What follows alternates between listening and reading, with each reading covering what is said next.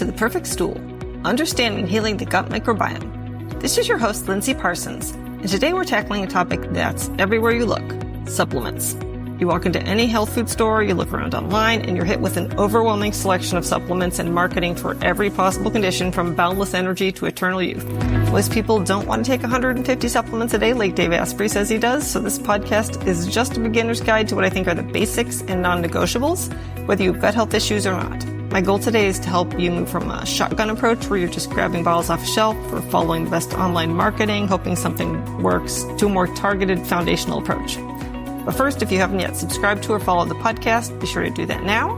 And if you want to get transcripts of the podcast and my free e-booklet, Finding Your Root Cause Through Stool and Organic Acids Testing, head to highdeserthealthcoaching.com and sign up for my newsletter, which is now coming out on Substack. So just note you'll get a welcome from there when I add you to that before the next newsletter comes out. Now on to the show.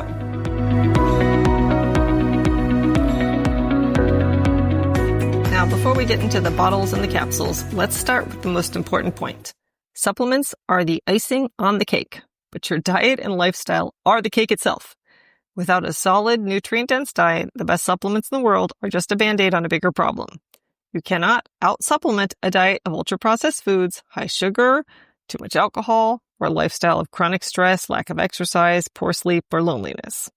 So the first step for anyone on this journey is to clean up your plate. Focus on whole foods, lots of colorful vegetables, quality lean protein, healthy fats, and complex carbohydrates, meaning whole foods, beans, legumes, whole grains, and starchy veggies, mostly other than potatoes. Make sure you're exercising, including both strength training and cardio, ideally with some high-intensity interval training sprints mixed in.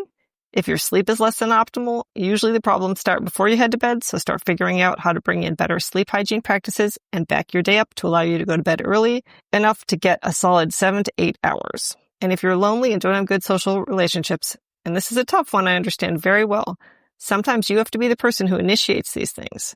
I have started ethnic dinner clubs by putting the word out on Nextdoor, hosted game nights, started a monthly poker night, started book clubs, joined and hosted meetup events, and coincidentally, tonight I'm hosting a cocktail party for my new neighbors as we just moved to a new street about 3 months ago. We just made flyers and put up an Eventbrite and taped flyers to our neighbors' doors. And we've made several new friends this way in our prior house. So whatever your interest, you can find others who join in and meet people that way. But it does take a concerted effort, especially if you just moved into a new town, for example. So once your diet and lifestyle base is solid, then we can look at strategic supplementation to fill in the gaps and optimize for longevity, immunity, and overall wellness. So the first and most non-negotiable icing for me, especially in the Northern Hemisphere, is vitamin D. It's not just a vitamin, it's a pro-hormone, and its role in the body is far more extensive than most people realize. We've long known it's crucial for bone health because it helps the body absorb calcium, but we're now finding that its influence on immune function, mood regulation, and even gene expression is profound. It's called the sunshine vitamin for a reason. A primary source is sunlight exposure, which for many people, especially in colder climates or those who work indoors all day, is just not sufficient. Honestly, I've yet to see a single client who had sufficient vitamin D levels without supplementing. Low vitamin D levels are linked to everything from weakened immunity, greater rates of autoimmune disease, increased risk of illness, in particular higher rates of ICU admission and mortality with COVID, muscle weakness, and even depression. For good health and longevity, it's a non-negotiable, and if you're only willing to take one supplement other than a multi including D, I would choose this. Now you might be asking, how do I know my vitamin D levels? This is where testing becomes crucial. The standard and most accurate test is the 25-hydroxy-vitamin D blood test. It's a simple blood draw that gives you a snapshot of your current levels, and most doctors will run it, but only if you ask.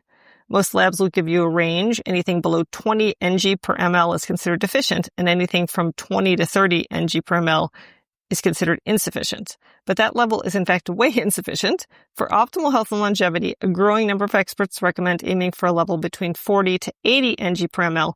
I personally aim for 50 to 80 ng per ml based on the Genova Lab optimal ranges. This range is associated with better immune function, lower risk of many chronic diseases, and overall greater health. Most people need something in the range of 4,000 to 5,000 IUs of vitamin D3 daily to maintain those levels. But getting your levels tested is the only way to know for sure if you're hitting that sweet spot. And if someone is really low to begin with, like below 35, you can also do a loading dose of 10,000 IU a day for a month to catch up. Now make sure to always take your vitamin D with vitamin K. Why? In which form, you may ask? Well, I like MK4 menaquinone 4, a form of vitamin K2 your body can make from K1, which comes from leafy greens, by the way, using GG or geranyl. Unlike MK7, which is made by gut bugs in the colon, MK4 is the form your own tissues build and use, and it's found across around 25 to 30 organs, bone, vasculature, brain, etc. Its superpower is it activates vitamin K-dependent proteins by carboxylation. So vitamin D upregulates the production of bone and vessel proteins, for example, osteocalcin for bone mineralization, MGP for keeping calcium out of arteries.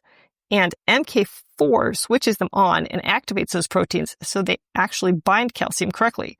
So in short, D without enough K2, ideally as MK4, can push calcium without proper traffic control, raising the risk it lands in soft tissues.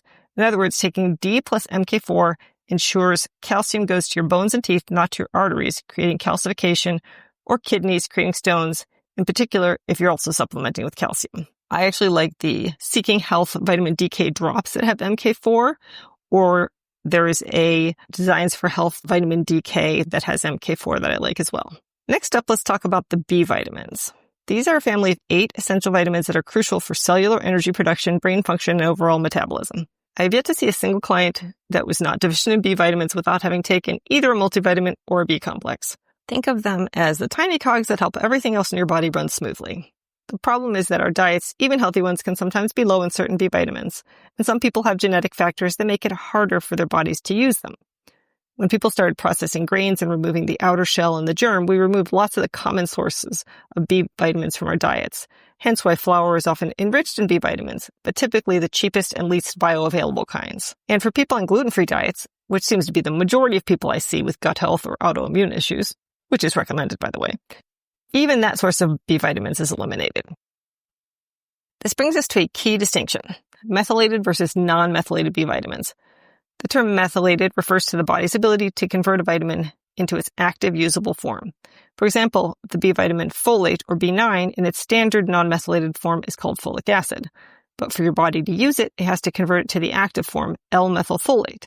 Some people, due to a set of common genetic variations grouped under the name MTHFR, have a harder time with this conversion process, and something like 60 to 70% of Americans have a variant allele of MTHFR, so most people can safely assume they'll be better off with methylated B vitamins. So the form you'd be looking for of folate, or folic acid, right, is L5-methyltetrahydrofolate, which may be listed as L-methylfolate, or 5-MTHF, or 6S5-MTHF, or under the trademark names quaterfolic or metafolin. But if you see MTHF or the word methyl, you should be good and should be getting the fully active methylated form that your body uses right away for neurotransmitters, homocysteine balance, and methylation.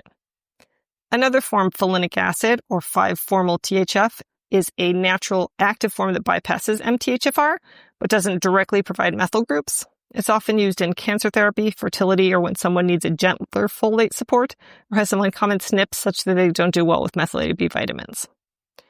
The same issue applies for vitamin B12 and the MTR and MTRR variations. For the majority of people who have these SNPs, taking methylcobalamin rather than cyanocobalamin for B12 is very important. Furthermore, lots of people who have gut issues, especially issues affecting the stomach like gastritis or low stomach acid or H. pylori, will likely have impaired absorption of B12 in the stomach. So you may do better with a sublingual lozenge, or if your levels are low enough, a shot of methylcobalamin. If you test low on a traditional blood test for B12, then you're really low, as that's one of the last markers to go south when you're getting low. Methylmalonic acid is a better test, if you can get it, and will show a deficiency sooner. And that's found on tests like the organic acids test or the metabolomics or Nutrivel. Of course, your basic blood test called the CBC may show elevations in MCV, MCH, or MCHC if you're deficient in B12 or folate. Incidentally, when I was finding out about all my health issues around 2014, I had such low B12 that I had the common symptom of deficiency, tingling in my hands and feet, and my level on a standard B12 test was 124 on a scale of like 240 to 900 roughly, which was described by my hematologist as a level that could cause sustained neurological problems, although thankfully that didn't happen. So if you have that tingling, get checked out.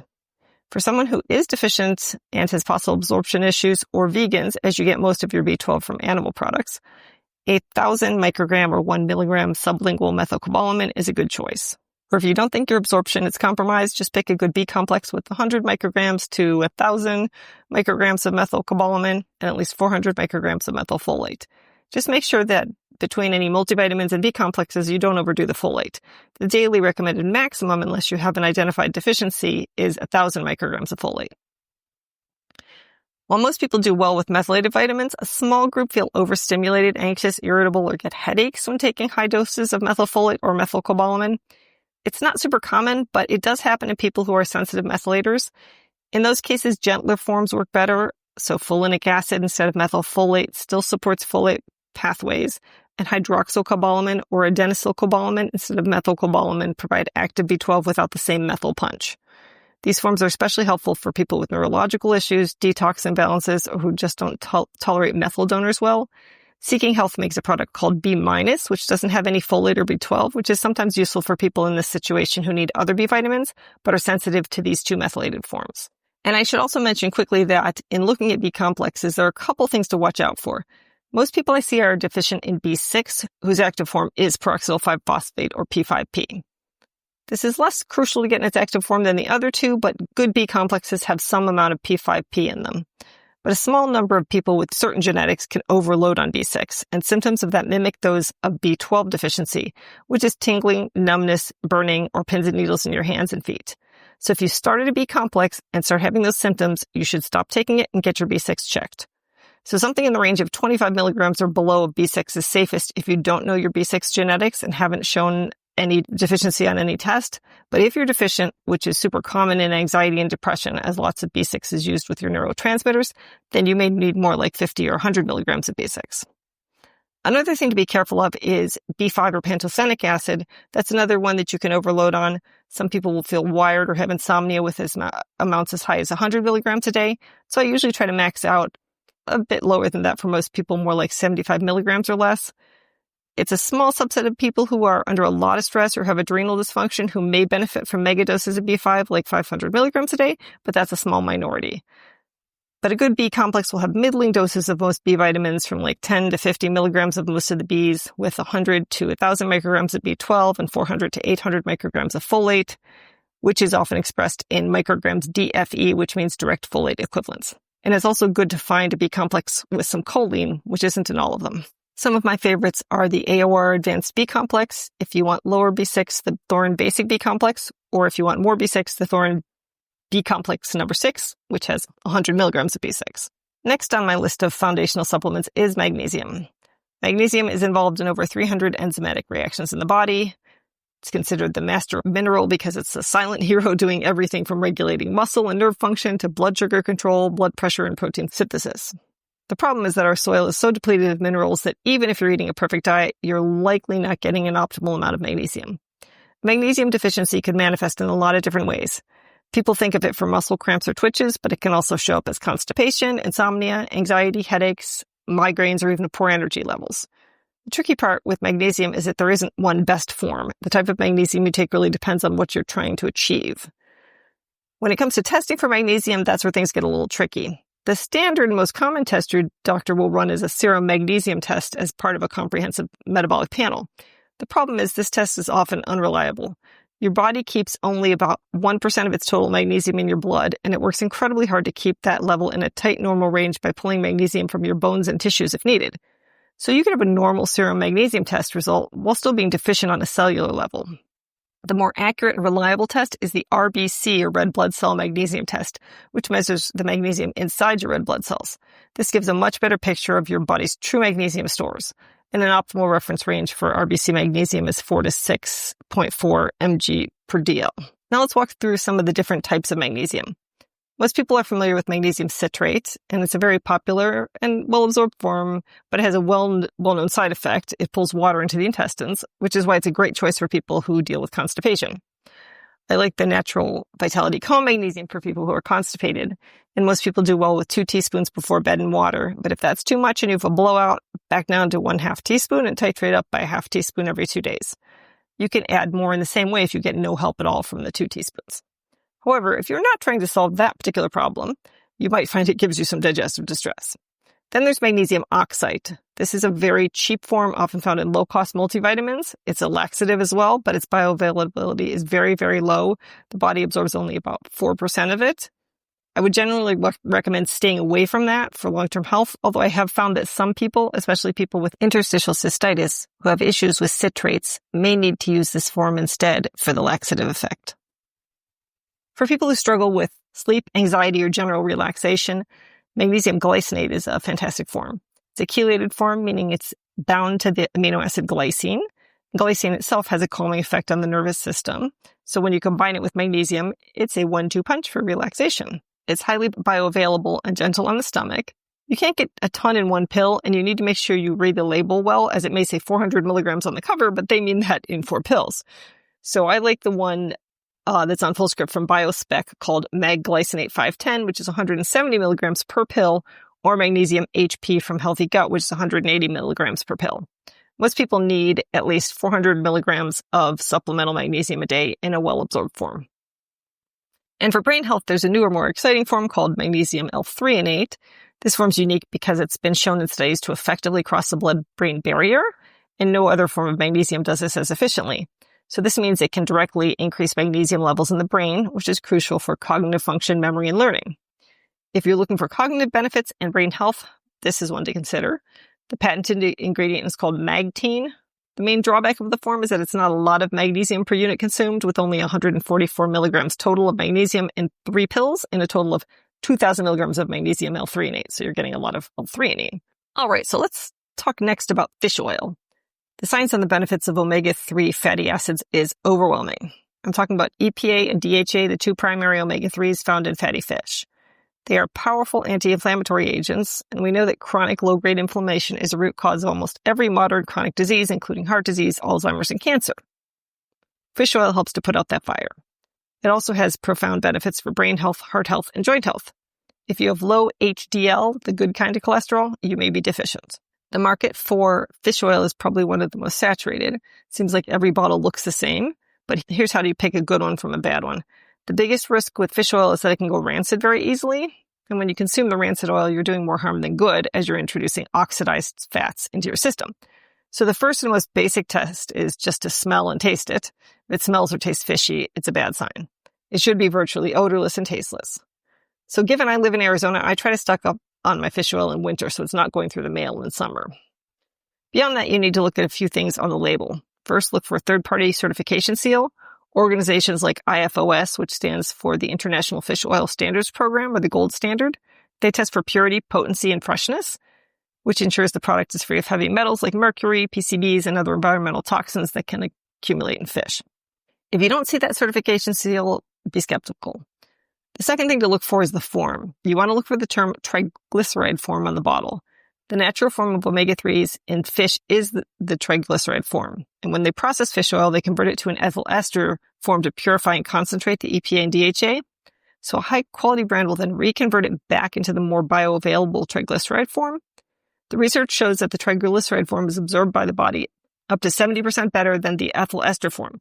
So if the bottle doesn't say triglyceride or re-esterified triglyceride, it's probably the less absorbed ethyl ester form. So you could be taking a fish oil supplement for years thinking you're getting the benefits, but if it's the ethyl ester form, your body isn't absorbing much of it. It's the kind of thing that can make a difference between a supplement that works and one that gives you just expensive burps. A good daily dose to aim for is at least 1,000 to 2,000 milligrams of combined EPA and DHA. Doesn't matter how many milligrams of fish oil, it's the EPA and DHA that matter. I like Nordic Naturals Pro Omega 2000 for this, as it has 1,000 milligrams of EPA and DHA in one pill. It always smells lemony and pleasant and does not give you fish oil burps. Just like with vitamin D and magnesium, your body's omega-3 status is highly individual. The best way to measure it is with a specialized blood test called the omega-3 index, and that test measures the percentage of omega-3 fatty acids, specifically EPA and DHA, that are incorporated into your red blood cell membranes. It's an incredibly accurate way to see what your body has actually absorbed, and it's a strong biomarker for cardiovascular and brain health. An omega-3 index below 4% is considered a high-risk zone. A score between 4 and 8% is in the intermediate zone. For true longevity and optimal health benefits, you want to be in the low-risk or optimal zone, which is a score of 8% or higher. And I can tell you, it's hard to get that high. Like, you have to supplement. The test is typically a simple finger prick you can do at home and send to a lab, making it very accessible. Or you can also do an omega check at your doctor's office, which is a more extensive look at all the omegas. Another basic vitamin that most people need more of is vitamin C. For people who aren't constipated, 500 to 1,000 milligrams a day should be sufficient, ideally in a buffered form. Perk Sea Guard is one of the best absorbed and the one I recommend the most. If you're constipated, you may want to use vitamin C to help loosen things up, so you can usually handle 1,000 milligrams a few times a day. Now let's pivot to the gut. Obviously, the microbiome is a huge topic in health and longevity and the topic of this podcast. So what role do supplements play here? This is where we need to be careful. Most people jump straight to probiotics. That can be a mistake. I'd argue that the more foundational support for gut health is a prebiotic fiber. Think of your gut microbiome as a garden. Probiotics are like putting new seeds in the garden, but if the soil is poor and there's no food, the seeds won't grow and flourish. Prebiotics are the fertilizer. They are non-digestible fibers that feed the beneficial bacteria that already live in your gut. So prebiotics feed the good bacteria you already have, while probiotics are introducing new bacteria. We have trillions of bacteria in our gut, and some people have, as many as 350, 500 species. Their composition is highly individual, like a fingerprint. Taking a random probiotic with a few generic strains might not be the right fit for your unique microbiome. In some cases, it can even cause problems. For example, if you have SIBO or small intestine bacterial overgrowth, taking a probiotic may make your symptoms of gas, bloating, and discomfort worse. Some people who try probiotics say they feel even more bloated. When you introduce a lot of new bacteria into an already imbalanced system, it can just disrupt the delicate balance and lead to an overgrowth. It's much safer to focus on feeding the bacteria that are already there and healthy. So if you're going to use a probiotic, it should be targeted and personalized, ideally after a stool test that can give you a clear picture of what's going on in your gut. But for the vast majority of people, starting with a good prebiotic fiber supplement is safer and a more effective way to improve gut health. So if you're not eating your adequate intake of fiber, which for men 50 and under is 38 grams a day, men over 50 is 30 grams, women 50 and under is 25 grams a day, and women older than 50 is 21 grams a day, then you should consider a supplement or increasing significantly the amount of beans and lentils you eat, which are some of the highest fiber foods. Some of the most important prebiotic fibers, which feed your butyrate-producing microbes and your bifidobacteria, microbes essential for good gut health, are inulin, psyllium husk, partially hydrogenated guar gum or PHGG, aka sun fiber, apple pectin, beta-glucans, rice bran, or other types of bran like oat or wheat if you tolerate those, and acacia fiber. Which fiber brings up which gut microbe is a whole other podcast topic, and I usually target fibers based on the content of your microbiome. But given that butyrate is an incredibly important molecule for colon health, reducing inflammation and strengthening the gut barrier, I'm often targeting low levels of butyrate producers. But just a brief note to say that not all of these fibers are thick and gooey. Some mix really well into water and drink down easily. So I've been enjoying acacia fiber like this, as well as Thorin Fibermend, which has a combo of fibers including PHGG and apple pectin. And some fibers like psyllium husk are better added into smoothies to disguise the texture or flavor. You can also get prebiotics from food sources, of course, like onions, garlic, leeks, bananas, and asparagus. And the supplement just makes it easier to get a consistent, effective dose. And if you're going to make a smoothie and add fiber, you might want to add some polyphenols too, compounds found in pomegranate, cranberries, blueberries, think the bright rich colors that are poorly absorbed in the small intestine, so up to 90 to 95% pass into the colon mostly intact. Your gut microbes metabolize them into smaller compounds, like phenolic acids, urolithins, etc., that have anti-inflammatory, antioxidant, and metabolic benefits. For example, cranberry and pomegranate fruit powders or concentrates feed Akkermansia, and blueberries increase the population of beneficial bifido and lactobacillus species. Polyphenols act like prebiotics by feeding and favoring beneficial bacteria while inhibiting pathogenic ones. So the hierarchy is clean up the diet first, add a prebiotic for the gut, and only consider a probiotic if you've done a test and know what strains you need. Now, what about some of the more advanced or less known supplements that have been getting a lot of attention for longevity lately? There are a few I think are worth mentioning, and one that I'm a big fan of is creatine monohydrate. Many people think of creatine as a supplement for bodybuilders and athletes, and while it's fantastic for muscle strength and power, its benefits for longevity, particularly for the brain, are incredibly compelling. Creatine provides a quick source of energy to cells, including brain cells. Research has shown that creatine supplementation can improve cognitive performance, especially in older adults and those with a plant-based diet, as they often have lower baseline creatine levels. It's also been shown to help with age-related muscle loss or sarcopenia, which is a major concern for longevity. So it's not just about building big muscles, it's about keeping our muscles and brains strong as we age. A typical dose is 5 grams a day, and it's easy and tasteless to mix into a cold or hot drink. Another one I'd mention is curcumin, which is the active compound in turmeric. Its primary benefit is its powerful anti-inflammatory and antioxidant properties. Inflammation is at the root of so many age-related diseases, and curcumin can help modulate that. The key here is absorption. Curcumin on its own is very poorly absorbed by the body, so you need to look for a supplement that's been formulated for enhanced absorption. Traditionally, it was known that combining it with piperine, which is the active component of black pepper, or taking curcumin with fat enhances the absorption. However, there are several new delivery systems that have entered the market, including phytosomes like Mariva, which is a curcumin-bound to phospholipids, which gives it significantly better uptake. Nanoparticles, micelles, or liposomes, which are tiny particles that improve solubility and stability in the gut. For example, ferrocurcumin, which has submicron particles designed for superior absorption, or BCM95, which has curcumin and turmeric essential oils shown to enhance absorption. Just to note that high doses of curcumin may block iron absorption, so if you're prone to anemia, take it away from food. Or if you have genetics for iron overload, take it with your steak. One more supplement that people commonly need is coenzyme Q10 or CoQ10. This is a powerful antioxidant that your body naturally produces, and it's a key player in the process of generating energy in your cell's powerhouses, the mitochondria. Think of it as a vital spark plug for your body's energy production. Our natural production of CoQ10 declines as we age, and this is one reason why it's a popular supplement for heart health and anti-aging. If you're over the age of 40, you're taking a statin drug, which can deplete CoQ10. Supplementation is something you should definitely consider. The two forms are ubiquinone and ubiquinol, with ubiquinol being the more bioavailable form. Another important supplement that most people don't know much about is tocotrienols. Vitamin E has two groups of compounds called tocopherols and tocotrienols. The tocopherols are more known, typically the form you'll find in most multivitamins. And while some studies have shown that oversupplementation of certain forms of vitamin E can lead to negative outcomes, tocotrienols, which are found in palm, rice bran, and annatto, are safe to supplement long-term and have shown huge benefits in the area of fatty liver, brain health, cancer prevention, and outcomes, and cholesterol reduction and LDL clearance from the blood. Check out episode 89 with Barry Ton to learn more. Some people are sensitive to annatto, so if you're one of those people, palm tocotrienols will be a better choice for you. Otherwise, the annatto ones are preferable. Most people don't need huge amounts of tocotrienols if they eat nuts, seeds, and healthy oils, but supplementation can make sense in some cases, such as low-fat diets or fat malabsorption conditions like Crohn's, cystic fibrosis, celiac, or bariatric surgery, if you have a very low intake of nuts and seeds. If you have metabolic or inflammatory conditions like fatty liver, high cholesterol, or insulin resistance.